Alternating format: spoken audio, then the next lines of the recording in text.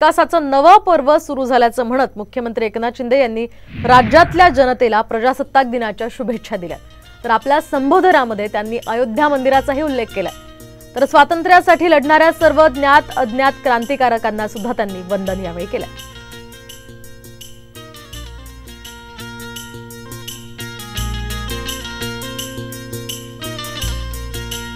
सर्व जनतेला शुभेच्छा।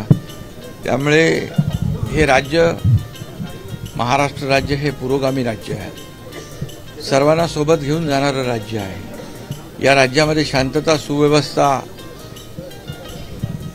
राखली जाते, एक सलोख्याचं वातावरण आपल्या राज्यामध्ये आहे, ही आपली परंपरा आहे। आणि त्यामुळे मी सगळ्यांनाच खूप खूप शुभेच्छा देतो आणि सगळ्यांचं प्रजासत्ताक दिनानिमित्त मनापासून अभिनंदन करतो। धन्यवाद। तर 75व्या प्रजासत्ताक दिनानिमित्त सरसंघचालक मोहन भागवत यांनी ही झेंडा वंदन केले। नागपुरातल्या संघ मुख्यालयामध्ये भागवतांच्या हस्ते ध्वजवंदन कार्यक्रम त्या ठिकाणी पार पडलेला आहे। तर या ठिकाणी संघाचे कार्यकर्ते उपस्थित होते। सरसंघचालक मोहन भागवत यांच्या हस्ते या ठिकाणी हा कार्यक्रम पार पडलाय।